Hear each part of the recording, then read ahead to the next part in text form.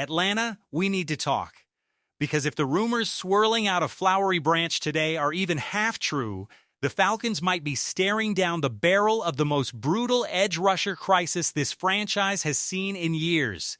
And I'm not talking about one bad practice or one nagging tweak. I'm talking about a potential 8+ game suspension, a season-ending injury already in the books, and, just to make things spicier, 2 separate heart-stopping injury scares that happened on the very same day. Buckle up, Falcons fans, because today's update is a lot, and none of it is boring. Let's rip the Band-Aid off and start with the news nobody wanted to hear. The James Pearce Jr. bombshell word is starting to leak out of Atlanta, and it is not good. According to a report from a longtime Falcons insider who has covered this team for years, James Pearce Jr. could be facing a suspension of 8 games or more once the NFL finishes its investigation into his off-the-field situation. 8 games. Let that sink in for a second. That's basically half a regular season gone before your best young pass rusher ever gets the chance to log a single official snap. Now, before anyone grabs the pitchforks, let's be clear about what we actually know and what is still speculation. This is not an official NFL ruling. There has been no formal announcement from the league office. What we're dealing with here is an educated, well-sourced opinion from a reporter who has spent years inside the Falcons building watching how these situations typically shake out. He's basing that 8-game number on how the league has ruled in comparable cases in the past, plus the specifics of Pearce's arrest back in February and the 3 felony charges that followed. And when a guy who has covered this team that close of whatever happens legally, charged or not charged, convicted or not convicted, if the NFL decides discipline is warranted, discipline is coming. And that's exactly the storm cloud hanging over this Falcons team right now. Multiple people around the situation believe suspension is basically a foregone conclusion at this point. The real question isn't if, it's how long. Some believe it could land closer to 4 or 5 games. Others are pointing to comparisons with a similar high-profile suspension case from last season that resulted in a 6-game ban, suggesting Pearce's situation, given the added weight of felony charges, could land even heavier than that. 8 games is the number being floated by insiders, and honestly, nobody would be shocked if it climbed even higher once the league office finishes its review. Here's what's driving Falcons fans up the wall: the timing. This incident happened back in February. We are now deep into August, smack in the middle of training camp, with the regular season bearing down fast, and there's still no resolution. No official word. No clarity. Just fans, coaches, and teammates left twisting in the wind, staring at a giant question mark hovering over one of the most important positions on the entire roster. And speaking of coaches twisting in the wind, head coach Kevin Stefanski was asked directly about the Pearce situation when he met with reporters before practice today. And true to coach speak fashion, he kept it about as vague and diplomatic as humanly possible. He praised Pearce's work ethic, said he's doing a nice job, that he appreciates the effort the young pass rusher continues to put in during practice, and that Pearce is doing everything the coaching staff is asking of him.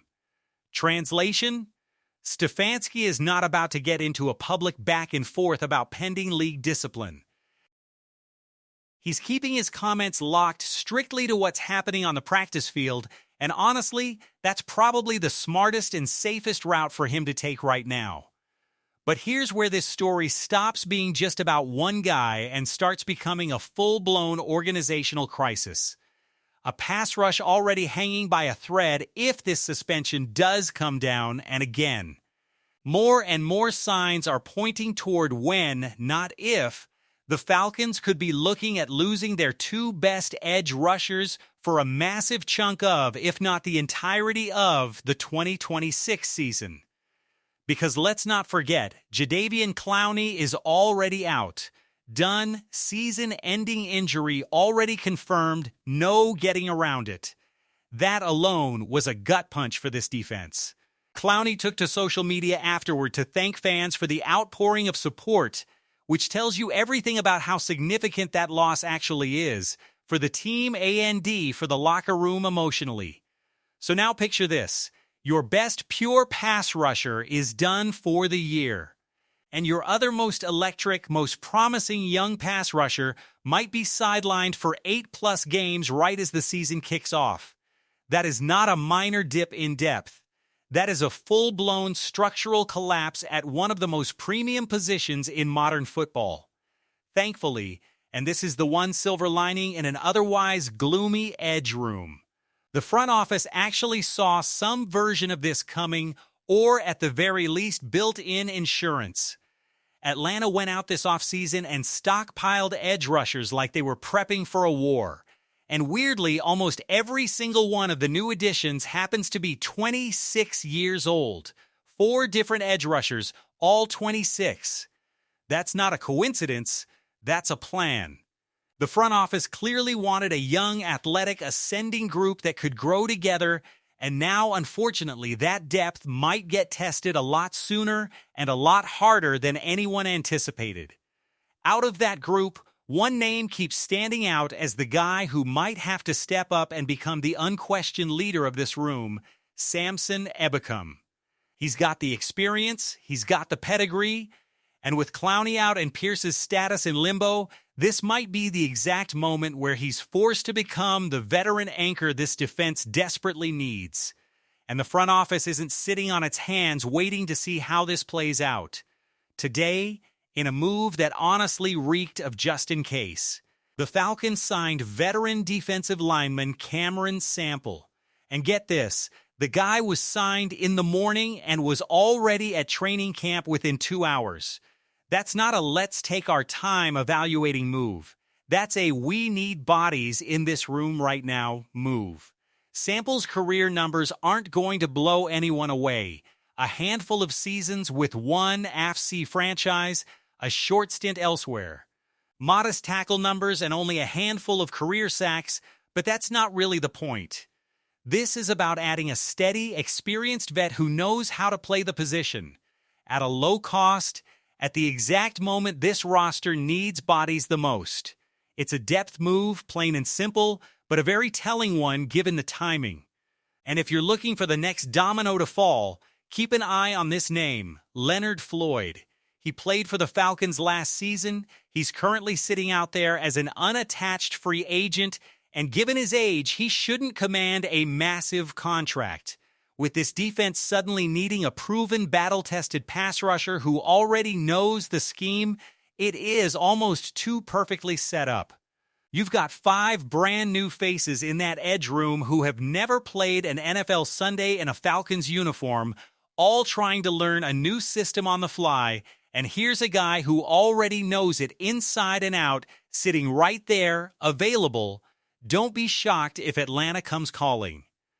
Because right now, outside of a couple of promising but unproven names battling for reps, the pass rush cupboard is looking thin. And thin is a scary word when you're a fan base already nervous about how this defense is going to hold up in year 1 of a new era. The offensive line finally catches a break okay. We need some good news in here somewhere, and thankfully there actually is some. Right tackle Juwan Taylor is officially off the PUP list. If you've been tracking this Falcons offensive line saga since day 1 of training camp, you know this has been a headache since literally the very first practice. Taylor being sidelined created a domino effect across the entire offensive line. One backup was forced into first-team reps, which then bumped a rookie 7th-round pick into first-team reps as well.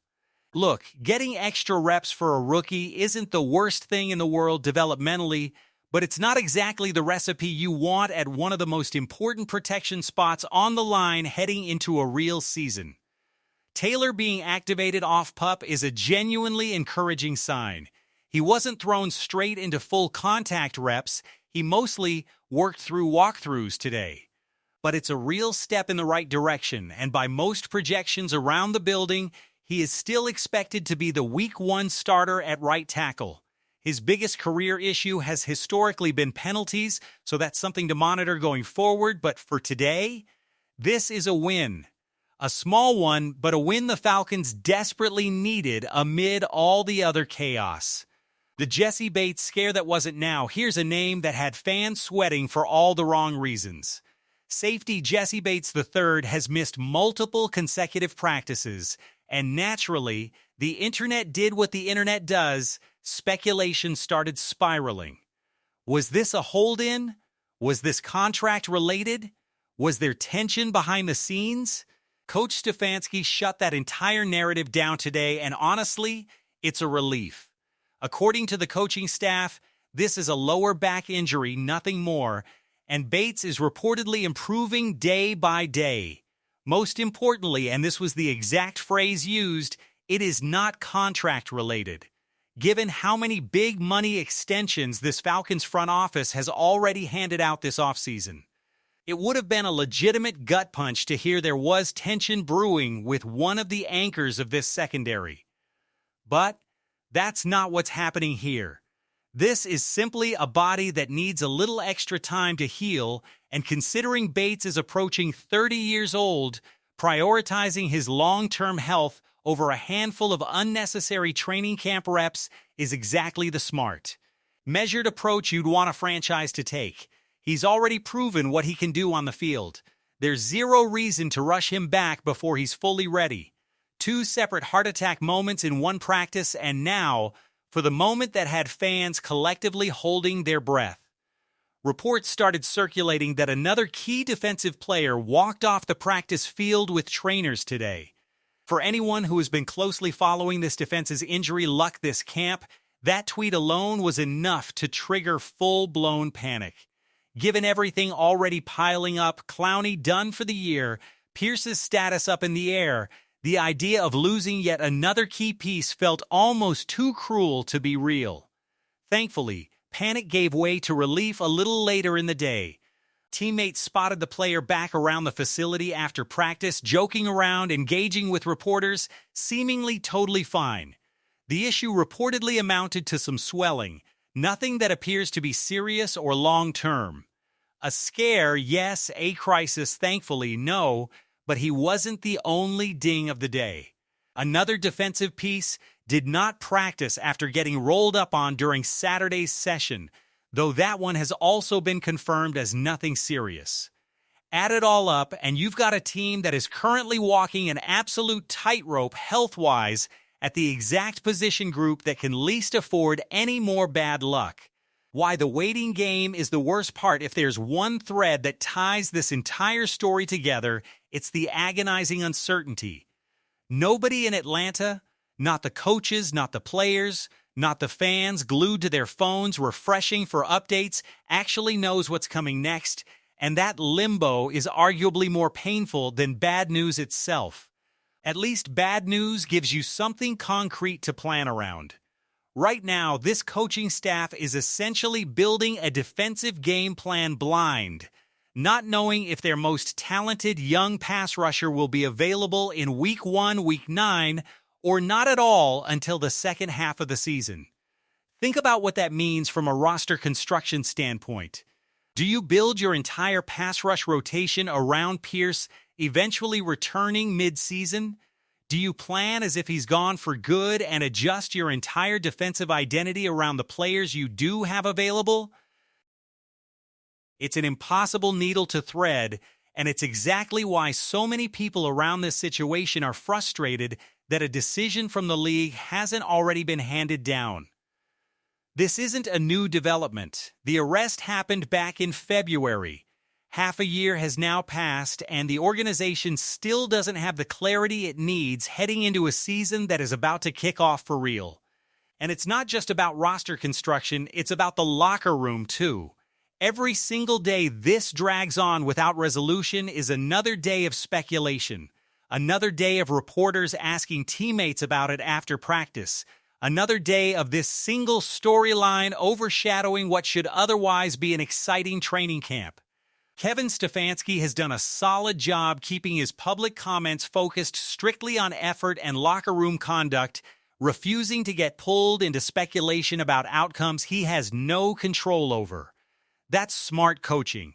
But even the best coach speak in the world can't make an entire fan base stop asking the same question on repeat. How long is this suspension actually going to be? What history tells us, it's worth zooming out for a second and looking at how the league has typically handled cases like this in recent memory. Personal conduct policy suspensions tend to scale with the severity of the allegations, and unfortunately for Pearce, felony charges carry serious weight in the eyes of league discipline, regardless of how the legal process ultimately resolves. We've seen comparable situations around the league result in bans in the 6-game range for players facing serious off-field allegations. Given that Pearce is dealing with 3 separate felony charges stemming from his February arrest, it's not unreasonable for insiders to project his number could land even higher than that precedent. That's the uncomfortable math driving these 8+ game projections, and it's why so many people close to the situation aren't treating this as an exaggeration or overreaction. It's an educated projection built on real precedent. That said, there's always a chance the league surprises everyone with leniency, especially given that Pearce voluntarily entered an intervention and rehabilitation program back in April. Cooperation and proactive accountability have, in some past cases, factored into shorter suspensions. So while 8+ games is the number getting the most traction right now, it's not written in stone. There's still a real range of outcomes on the table, and Falcons fans should brace for the worst while holding out at least a sliver of hope for something shorter. The front office's chess match, what's genuinely impressive, even in the middle of all this chaos, is how proactive the front office has been all offseason, stockpiling 4 separate edge rushers. All in that same 26-year-old sweet spot wasn't a random coincidence, it was a calculated hedge against exactly this kind of uncertainty. Whether the front office fully anticipated a suspension of this magnitude or simply wanted to build young, ascending depth at a premium position regardless, the timing could not have worked out better for a team suddenly staring down the loss of its top 2 edge threats. And today's Cameron Sample signing is more of that same philosophy in action. It's not a flashy move. It's not going to get anybody buzzing on social media. But it's a low-cost, low-risk depth add that gives this coaching staff another experienced body to throw into the rotation while the roster sorts itself out. 2 hours from being reported to being at the facility tells you the front office isn't wasting any time reacting to the moving pieces here. They know exactly what's at stake, and they are moving with urgency. Combine that with the very real possibility of a Leonard Floyd reunion, and you start to see a front office that isn't just sitting back hoping this all works itself out. They're actively building a safety net piece by piece in real time, right as this Pearce situation continues to develop. The bottom line, so here's where the Falcons actually stand heading into this monumental stretch of the offseason. Jadeveon Clowney done for the season. James Pearce Jr. staring down a possible 8+ game suspension that still has 0 official resolution. Multiple minor injury scares rattling an already thin defensive front. And yet, in the middle of all that chaos, there are legitimate signs of a front office actively fighting back, smart, cheap depth signings, a right tackle finally healthy again, and a very real, very logical free agent reunion sitting right there for the taking if the front office wants to pull the trigger. This is a franchise at a genuine crossroads right now. The frustration is completely justified. Fans deserve clarity on the Pearce situation, and they deserve it soon, because training camp is winding down and the games are about to become very, very real. But amid the frustration, there's also reason for cautious optimism if you squint hard enough. This front office has proven this offseason that they are not sitting back and hoping things work out. They are actively attacking every hole that opens up. The next several days are going to be absolutely critical. We're closing in fast on that first preseason action, and there is a very real chance we get more clarity on Pearce, on the quarterback plan, on this entire roster picture before that first snap is even played. So Falcons fans, here's the real question hanging over this entire situation. On a scale of 1 to 100, how confident are you in this edge rushing room walking into the season knowing what we know right now? Drop that number down in the comments. I genuinely want to see where the fan base's head is at heading into this wild stretch. And if you want to stay locked in on every single update as this Pearce situation develops, because trust me, there is a lot more coming, make sure you smash that like button, drop a comment with your thoughts, and if you haven't already, hit subscribe and join this channel right now. We are closing in on a massive subscriber milestone, and honestly, with a story this chaotic developing in real time, you do not want to miss a single update. New content is coming fast, the preseason opener is right around the corner, and this Falcons saga is only just getting started. Until next time, rise up.